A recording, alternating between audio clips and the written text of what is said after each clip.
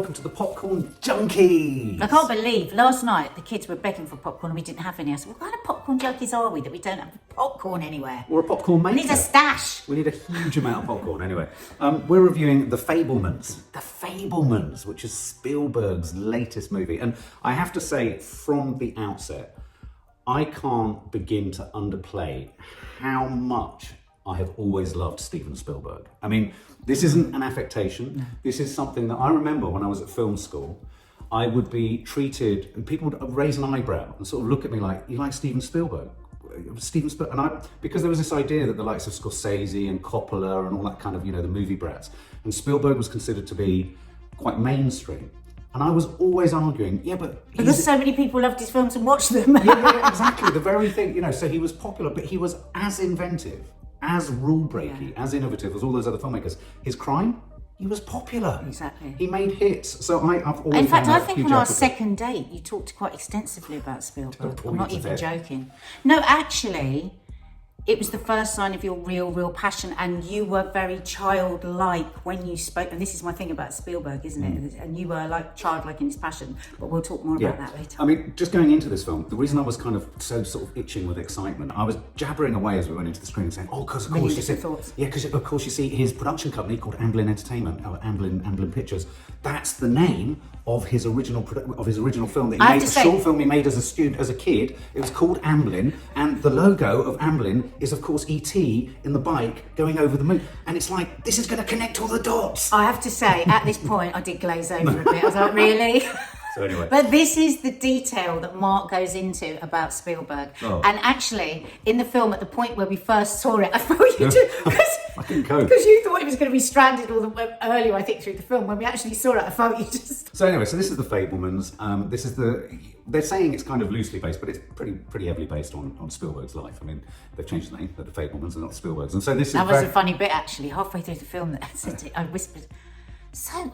why did he change it to Spielberg? Yeah. What are you talking about? Why did he go from Fabelmans? Because Fabelman is a great, storyteller. Yeah. And I felt a bit stupid. Well, otherwise the film would be called The Spielbergs. So I think he was just trying to put a little bit of blue water between him and the subject matter so that he could perhaps, I guess, go off script and all that kind of stuff. Anyway, so it's a great cast. We've got Michelle Williams in there playing his mum. We've got Paul Dano in there playing his father. We've got Seth Rogen playing his uncle. We've got Judd Hirsch in there playing this batshit crazy man from the circus who's entered entertainment. We'll talk about him in a bit. And then we have a host of young actors, most notably, obviously, Gabriel LaBelle, who plays the young Sammy Fabelman, Chloe East and Julia Butters. These fabulous young actors in there again, which is, another one of Spielberg's absolute triumphs. And I'll just put it out straight. As I went into this film, I thought I was going to be spending most of the time almost with a notepad going, reference point to that film. Back to the Future, E.T. You did a bit. I did a bit, no. But I loved it, actually. I really did, because I was like, oh my God, yes, every time you said it. Some of them I picked up on, but because you're such a fan, like uber fan. Well, there was that moment very early on when they hit all the bikes come onto that shot, and that lovely swerving shot. E.T. is that moment where they're all kind of cycling along, It's like, so when I think of these films, I just get goosebumps, I really do. So it's the birth of his passion, isn't it? Yeah. So for you, what hooked you in? Because you're not such a sort of film geek as me. No, I'm not a film geek at all. I don't need to know the details, and I don't need, but I mean, but I love that about you. But yeah, so I knew nothing. I didn't even know he'd started making movies right from a kid. Yeah. And I remember so clearly the first time I saw E.T.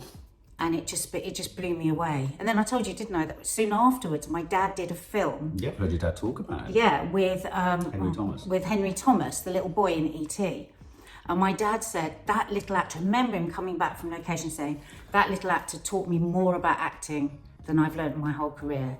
And we all had the big discussion about what a blessing it was for that boy that his first director was Spielberg and how he gets these incredible performances out of everyone, but especially for me, children.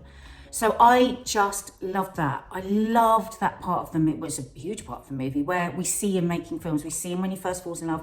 That amazing first time he goes into a cinema. Well, that little scene, I thought boy. Was lovely. Oh, the young boy was the just bluest, so sweet. biggest eyes you've ever seen like this. And also, it was Spielberg. I mean, it's great casting. I was looking going, it's mini Spielberg. But it was like that. We were straight away. We saw. It was like he'd got a shot an injection. It was like an immediate addiction we saw him get to the magic of cinema. And that But was also, just, what that I also liked about that opening, and this kind of relates to any of our followers will understand this with our kids, there was also an aspect of trauma in there. And I think trauma and film is quite an important thing, because one of our daughters was totally traumatized by Super 8, which is a film heavily inspired by Spielberg. I'm not too sure, I think he might have been He was the exec on it. It was a brilliant film. Brilliant film. Brilliant. And again, that was based on Super 8 filming, obviously, and all that kind of stuff. But I was actually very angry with everybody about that film for years, because it did totally traumatize, but because it was so good. But what I loved was in a sense, it was his traumatic experience of cinema that left the indelible mark on him. Yes. That spurred him on to become a film, because he wanted to recreate that shock and drama. Because he was a very anxious child, wasn't he? Yeah.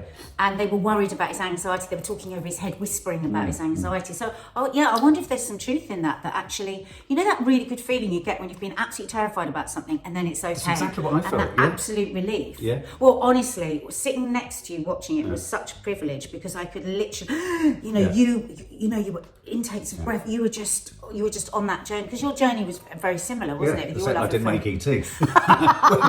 Oscar qualified. We're sat in South London, not in Hollywood. Quite exactly. Well, I mean, and obviously right at the beginning, we're introduced to his mum and dad, Michelle Williams and Paul Dano. Fabulously drawn characters. Oh my God. Paul Dano reminded me, Paul Dano was heartbreaking, because he was a good man, he was a kind man, he was a hard-working man, he loved his family, but he wasn't exciting. No, he wasn't exciting. And Spielberg's mother, played by Michelle Williams, who I was just saying actually, I was like, we haven't seen Michelle Williams for ages, and I just love her as an actress. I think she's just exquisite. And in this, she really blew my mind. I fell completely in love and hate with her character. Yeah. But and the relationship between Spielberg and his mother. I mean, if it hadn't have been for her, I mean, we don't know how close it is to the actual story, but she played a huge part, didn't she, in fanning that light that she had about film. And also because she was not frustrated, but she had such talent herself. She'd not played the piano in a sort of, she had ambitions to go here, there and everywhere. And because at the time, I really felt that frustration. I mean, we can all think of women in our families from previous generations, your mum, my nan, who in a different era would have gone on to do so much more with their intellect and creativity. She was a great pianist, wasn't she? And she gave it up for the children. And it wasn't, but what I liked about this, it wasn't like a pushy mother. It felt exactly as you said, that she was like, she just wanted to hold this little light that she'd seen and keep blowing the flames. And she was the one that just kept the pulse going with him, didn't she? And there was one other aspect. I mean, I hate to always throw one's own personal experience, but that's what film is about for me, is how you connect with this stuff. And I was shocked that I've always had this connection with Spielberg. I've always had this passion for him. I've always related to his story and the stories of his films. But even his attitude to his mum, there was a moment I leant over and said, I'm getting Judy Garland vibes of her. And that was because I liked the way they presented his mum as a star within she their was family. The star. And that's how I felt about my mum. Yes, well, I thought that as well. Nanny Di, you'll hear this, flawed, damaged, with her own stuff going on for herself, but idolised. And glamorous, very glamorous. Very glamorous, yeah. I mean, that scene when she's dancing in front of the car. Oh my God, I know. I mean, the family bursting with creativity. Yeah, the fact she was so contained, and actually, though she was described as selfish, she had been unbelievably selfless at the same time. She was an incredible mother, wasn't she? Oh, absolutely. And has that great line when she says to Spielberg, nobody owes anyone their life, not even you. And that's, I forgave her for everything. All the way through the film, I was forgiving her. It was interesting because a lot of people feel very angry towards her character, but I didn't at all. Well, I went into this thinking from a few reviews going, well, it's quite a caustic portrait of his mum. And I thought it was a 360-degree portrait of a real woman. Thank you. Yeah. She's a real woman. Why? And that's a great thing, which I was talking about on Loose Women the other day. People want to box women all the time. You're good or bad, you're nice, you're a bad mother. She was all those things, and she was just passionate, and she was just beautiful, and you saw him fall in and out of love with her. I mean, I just think it showed us all the way through where his inspirations came from. Yeah, and what I loved about this, so I went from a really train spottery, oh yes, that's where that came from, even right down to years ago I shot in the suburbia that George Lucas grew up in, and the weirdest thing about this is the landscape and the sun setting was like Tatooine, the planet, and you think, he will have seen this sun, and I was getting the same thing from the suburban streets, Spielberg's first film that was made for TV, Duel, the truck, which was really just a masterpiece of suspense without showing the monster. You never see the truck driver. It's amazing. Duel. I love that film, and I always forget it's Spielberg. Yeah. Well, he he's so made unlike that for anything. TV, and it was one of the first films that I believe CBS said, this is so good, we have to elevate it to a theatrical release. Really? And so he literally dragged his content up from television onto the big screen, which is just a testament, testament to how good it was. But like E.T., and like when you see that shot of him and his friends, because he's in a big scouts group, isn't he, just cycling up the... Oh, do you know what I felt a lot through the beginning of this film? Is such a pang for his childhood. The way that he corralled people, didn't he? I mean, he would have 60 of his friends turning up to make a movie. But not in a controlling way. What I loved was it was by stealth, it was by collectivity. It's this idea that directors go, do this, do that. It was so joyful. It was, it really brilliant bit with that boy who's the soldier, and he comes out and he's just standing there. Brilliant comedy. And he directs him towards emotion, and he's shocked, the boy, by the emotion he feels. Yeah, and that, what I loved about it was so organic how he learned to direct. It was through sheer desperation to get the performance out of these kids in the amount of time that he had. And that's it was where so clever the way it showed us all that. And I think the thing about this film that really surprised me was I went from this train spottery person to, oh my God, this is as much, if not more, a portrait of his slowly dawning realization of the emotional power, both in the making of films, as in that scene with that boy, but the power of reception, of when people watch it. Now, those great moments where he'd be projecting on a Super 8 projector or 16mm projector, and he'd be looking at the audience. And I've often thought, what must it be like to be Spielberg, knowing you've got this audience? But then what about the incredible, we won't do a spoiler, what about the incredible moment when he sets up the projector and closes the doors on his mum? Oh my God. Didn't you think that was incredible? Incredible. He stepped away from He stepped away from the audience. He didn't need to see what her response was. Oh, I've got goosebumps. And that scene again, and that's the only time we see him do that. Yeah, and I love all the stuff happening in cupboards. E.T. I mean, let's not forget they hide E.T. in the cupboards. These are the cupboards of his youth. These are the cupboards of his youth. I want to be in Spielberg's cupboards. I mean, it's so weird. You're right, but the weird thing about that scene was, I was getting Cinema Paradiso vibes, where, at the end of Cinema Paradiso, he cuts together, Philippe Noiret cuts together all the kisses he had to edit out for censorship, for taste and decency. Okay, so, I mean, literally, we're a bit too excited, aren't we? One could talk about this one for hours, but I have to give a special mention to the Judd Hirsch scene. A lovely actor from Taxi, you'll remember him from the sitcom. Extraordinary scene. An extraordinary character. He bowls in, reminded me of your dad in many regards, in your face. Terrifying, man. They're all standing at the windows going, he's here, oh my God, it's my mother's brother. Don't let him in. Yeah, don't let him in. He comes in and he's this whirling dervish. He's going to sleep on the floor, who says, art is this trauma. You love your art more than you love your family, and this is fine, but art will rip you apart. Am I right, and you'll know this as Mr. Geek, did Spielberg do an interview where he said that he'd made the mistake of not paying enough attention to his wife? Perhaps. Because I thought about that. I said, I'm sure I've read that. And I thought, wow, this connection here. Because quite often he's told that through the film, and you see this confusion in him. Yeah. Because he's so passionate about what he does that he does almost cut out often other people's, what's going on for other people. But for me, the Judd Hirsch... Can we just say as well, that scene between them was also... Sorry, what's the... Judd Hirsch. Gabriel LaBelle. Gabriel LaBelle. What a stunning performance throughout from him. What, throughout the film? I mean, throughout the film. And oh my God. I mean, just faultless. But his reaction to Judd, I think... and in this scene, his reaction is just But for me, that scene manifests everything about the joy, the trauma, the difficulty of following your creative urges. He obviously, like all kids, was aware that there was a disconnect in his parents' marriage. He was escaping into film. This guy came in and in many respects terrified him. It was the biggest kind of lesson in, don't go towards the arts, but at the same time, go towards the arts. But it's repeated towards the end of the film, isn't it? With another similar kind of character, which we won't. I can't even begin to tell you the levels of excitement I was at in the very final scene of this film. Oh my God, I thought my head was going to explode. No, watch it. What did you make of the whole Michelle Williams, Seth Rogen? I thought Seth Rogen was fantastic as the uncle. I really, like you say, we could talk forever, but I just want to say every single cast member, right down to the smallest parts with the children, with some of the children, was faultless. Yeah, the scenes within the family, the joyful scenes within the family, the layers that we got within the relationships, without huge amounts of dialogue, but it just layer upon layer. I can't fault the film. I loved that sort of tragic and remarkable, because again, his emotional discovery isn't just about the audience discovering the power of watching stuff. He himself experiences the power of watching his own rushes when he sees what he sees on his Super 8 footage.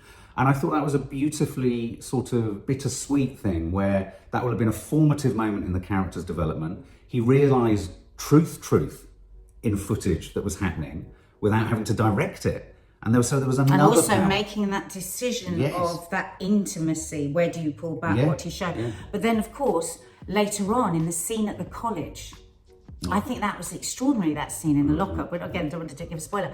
But you see him understand that also people can perceive his work in a way that he didn't necessarily meant. That line when he says, well, I just shot it. Yeah. The way that you see it is going to be up to you, which of course is art, isn't it? You know, you let go of your art and then it's up to other people how they perceive it. But I love all those moments were just really special. And also the other thing which you've often said about me and our relationships, God, I hate the way you're always sort of like outside looking in. You're always kind of, it's weird. It's like there's a camera up there and you're worrying about the camera shot. I mean, I thought it did a really good job of showing him observing and watching and how whatever it was he was feeling, because he didn't stand in judgment. He didn't stand in judgment of his mum. He kind of understood what was going on. There wasn't that obvious kind of, what are you doing type thing.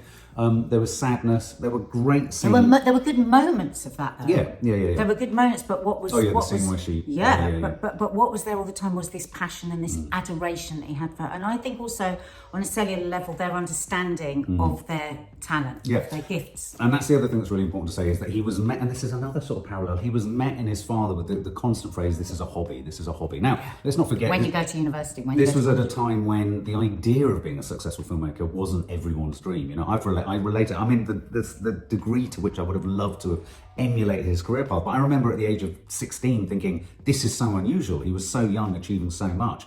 And so the constant suggestion that it was his hobby, you've had that, we've had that in the creative industry. So many people go, well, that's not a proper career. Yeah, when you need to get a real job. Yeah, exactly, all that kind of stuff. So I thought that was really nice to see that happened even for Spielberg. We were both very lucky. We both had parents that only ever saw it as a my real mum was job. great. Well, my grandparents didn't. My grandparents were a nightmare. But you know, did you notice as well, because his mother and father have this both very lovely marriage but very difficult, did you notice that fantastic scene when the mum is talking to him and she talks about how her husband looks at her and he looks at her like everything's all right, and then she kisses, and we see her give these incredibly passionate kisses to the husband that deep down Spielberg knows the emotion isn't there, and he sees these incredible performances that his mother gives. Hugely dramatic, isn't she? When she's upset, she's deeply upset, and I think that plays a huge part as well in how he can how he directs and how he gets performances out of people. Really powerful use on a technical level. I thought really powerful use of the different formats that he shot in. So, you know, cutting between, because sometimes it can be a bit eggy, cutting between his 16mm footage, the silence, which of course was the case. I mean, I always remember the frustration of shooting on Super 8 and you didn't have any sound and but the power of emotion that he got on his mum's face in so much of the footage that had no accompanying soundtrack or audio track. When she turns and she looks into the camera, you see the fake smile, the smile that she gives, and then the deep sadness. Again, as a small child, being able to watch all of that like that. Amazing. Wow. And so before we kind of sum up, I don't even have the words to explain what happened to me in the final scene. But suffice it to say, you only have to look online at the cast list to know that one of the greatest filmmakers of all time is played by no less. So this is a film by Spielberg, one of my favourite directors. And it features David bloody Lynch, who is probably my equivalently favourite director at the opposite genre end. And that, for me, it makes me emotional that there's this connection between the two of them. It was instant my David Lynch. Well, because one an art house filmmaker, one a mainstream, and they've seen the connection to star in it. And there was a wonderful detail, I don't know if you noticed it, a wonderful detail that in a weird way was a little nudge towards #MeToo and an acknowledgement, was as John Ford, played by David Lynch, shuffles through his office, he's got a kiss on his cheek, which just gives you that sort of... And the secretary gets up and wipes it all off. Yeah, which I thought was really, because he didn't just idolise this guy. And then I've got the quote that he says. Should I give the quote? Cool. I love this quote at the end, goes to the heart of whenever I sort of been training sort of interns or showing people how to shoot, or when the girls say, well, how do I frame this? I don't know if you should say it because you loved it when he said it. Okay, you have to watch it. You have to watch the film. But the quote at the end from John Ford, played by David Lynch, is probably the simplest description of how you can make a shit film. or shoot a shit film. Yeah. And there's a wonderful moment, and this is so Spielbergian, and it's so filmic, and it's so wonderful, where you see the camera do something at the very end in answer to this. And I just thought, clever. Do you know what? I just wish we'd had a camera on Mark through the whole film. Yeah. Spielberg would have wept at the end of it, because I believe everything that he put in there, you saw. I had a different amazing experience, and it was so lovely for me to hear all this detail. But as a non-Spielberg geek, just somebody that really admires, respects him, and loves his films, I loved every second. But yeah, and I think that's really important. It works on two levels for viewers watching this, going to see it. It'll really work for cinephiles, film lovers, cine lovers. But the added bonus for me was the emotional aspect, and I think that was what surprised you in many regards. Well, because that's what fascinates me, the human condition, what makes people tick. I watch people's in the finest detail. I love to try and work out why people do what they do, and that's what a director does, isn't it? And we saw him looking in close up at his life from the smallest, from the youngest age. We saw him looking at everything in such detail, and that's what we get as you know, as the audience from his films. And it's not often I come out of the cinema and I think I want to go straight back in and watch it again, because there'll be so many other little points. I want to watch it with our daughters. Yes, so do I. Absolute treat. You've got an absolute treat.